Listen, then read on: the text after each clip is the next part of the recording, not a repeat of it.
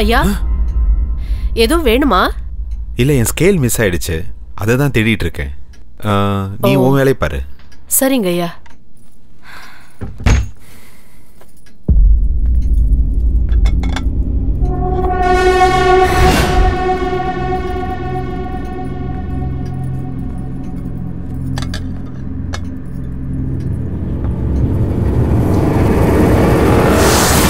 கரப்பாம்பூச்சி, கரப்பாம்பூச்சி, கரப்பாம்பூச்சி.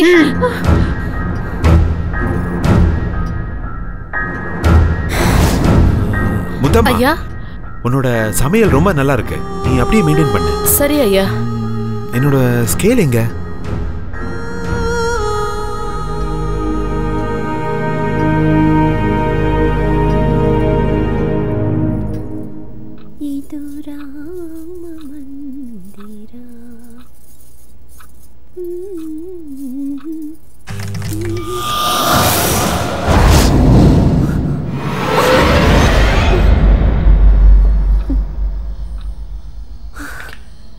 எல்லாம் என்னோட பிரம்ம.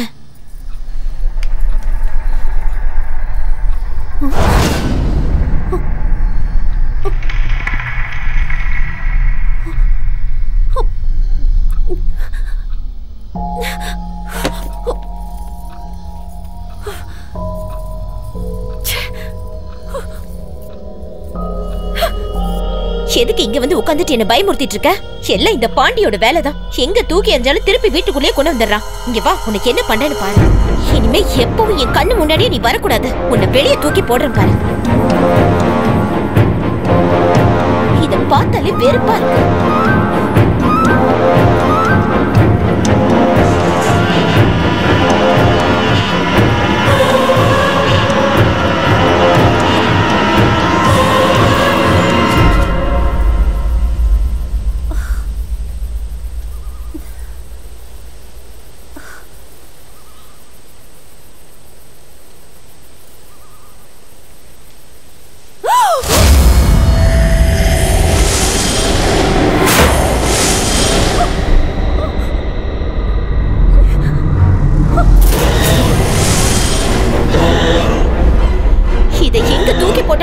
மறுபடி வந்துருது. இதை என்ன பண்றதுன்னு எனக்கு தெரியல.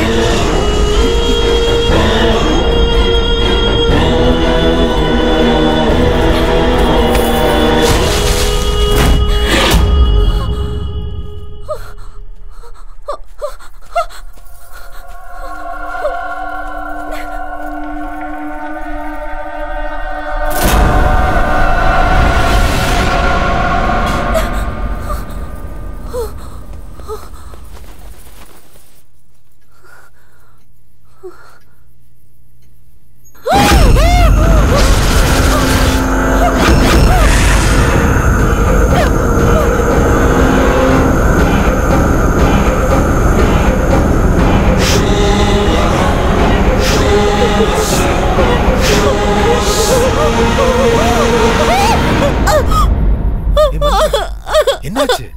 எதுக்கு இவ்வளவு டென்ஷனா இருக்க? அந்த பொம்மை அங்க இருக்க பொம்மை. அட அங்க பாரு, பொம்மை இல்ல, ஒண்ணும் இல்ல. இல்ல, அங்க ஒரு பொம்மை இருக்கு, நான் பார்த்தேன். இத்தனை நாள் ராத்திரியில கனவு கண்டு பயந்துட்டு இருந்த, இப்ப பகல்லே கனவு கண்டு பயப்பட ஆரம்பிச்சிட்டியா? இல்லங்க, சத்தியமா என் கண்ணால அந்த பொம்மையை நான் பார்த்தேங்க. Listen Mantra, cool down, relax ஆகு. ஐட்டியா? அங்கதான் பொம்மையும் இல்ல, ஒண்ணும் இல்லையே. தேவையில்லாம கன்ஃபியூஸ் ஆயிட்டு இருக்க மந்த்ரா. இல்லங்க, நான் கண்டிப்பா பார்த்தேன். அமைதியாரு, கொஞ்சம் அமைதியாரு. நான் கொஞ்சம் வெளியே போகணும். ப்ளீஸ் ரிலாக்ஸ் மந்த்ரா, ரிலாக்ஸ், அழாத. நான் இப்ப வெளியே கிளம்பணும். சூடா ஒரு கப் காஃபி கொண்டுறியா? ஓகே, அழக்கூடாது. I'll get ready, okay?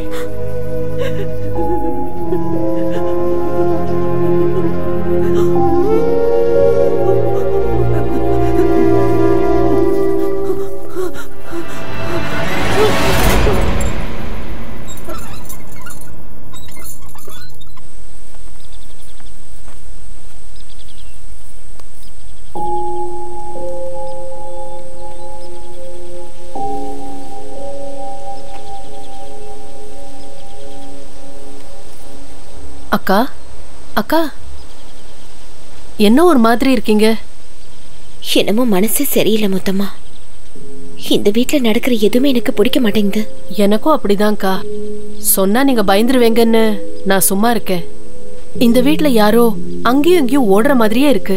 ரொம்ப விசித்திரமான சத்தம் எல்லாம் வருது. அக்கா, நீங்க அன்னைக்கு தூக்கி எறிய சொல்லி ஒரு பொம்மையை கொடுத்தீங்கல்ல, அது எவ்வளவு தூரம் எங்க தூக்கி எறிஞ்சாலும் மறுபடியும் வீட்டுக்கு வந்துகிட்டே இருக்கு. என் பையன் தான் அதை திரும்பி எடுத்துட்டு வரான்னு நினைச்சு அவனை திட்டினேன், அடிச்சேன். இருந்தாலும் அவன் அதை விடுறதே இல்ல. எனக்கும் இது போதும் போதும்னு ஆயிடுச்சுக்கா. அக்கா, அடுப்புல குக்கர் வச்சுட்டு வந்திருக்கேன், என்னாச்சுன்னு பாத்துட்டு வந்துடுறேன்.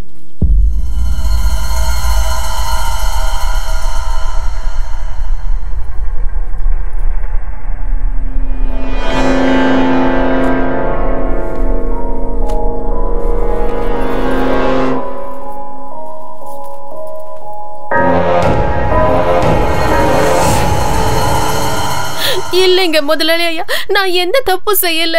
நான் சொல்றத நம்புங்க. என்ன நம்புறது? கண்ணு முன்னாடி இருக்கிறத பார்க்க கண்ணாடி வேணுமா? என்னங்க, என்னாச்சு? எதுக்காக அவட்ட கத்திட்டு இருக்கீங்க? நான் அர்ஜென்ட்டா ஆபீஸ் போகணுங்கிறதுக்காக டிஃபன் எடுத்து வர சொன்னேன். கெட்டு போன டிஃபன் எடுத்து வந்திருக்கா பாரு. கெட்டு போயிருச்சா? எங்க? ஐயோ, என்ன முத்தமா கெட்டு போன நாத்த வருது? இத போய் இவர்கிட்ட கொடுத்திருக்க? இல்லக்கா, நான் 10 நிமிஷம் முன்னாடி தான் சமைச்சேன்.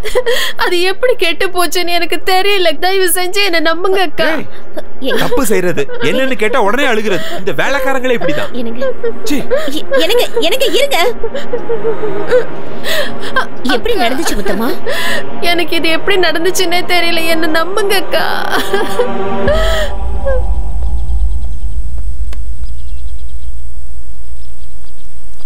என்னங்க என்னங்க, சாரிங்க. டென்ஷன் ஆகாதீங்க. வாங்க.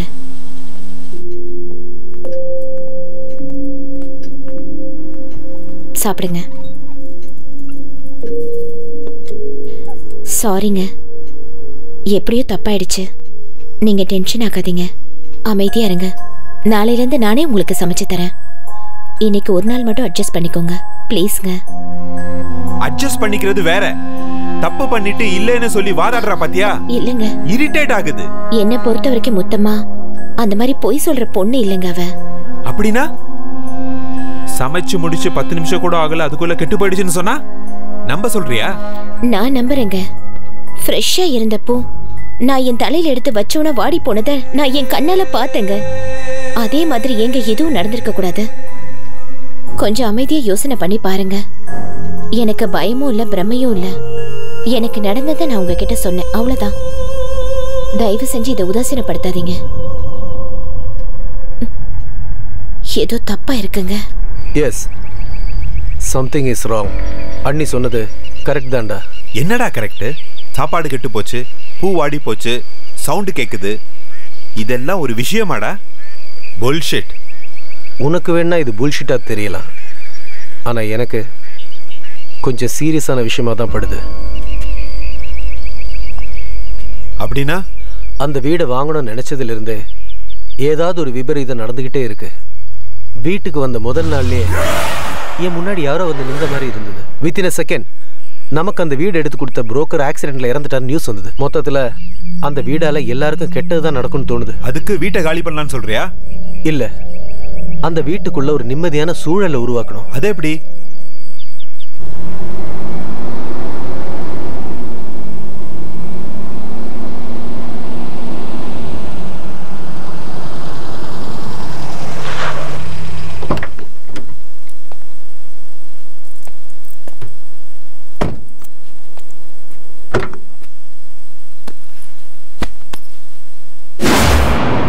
ஏய், இங்க என்னடா பாக்குற? போ அந்த பக்கம்.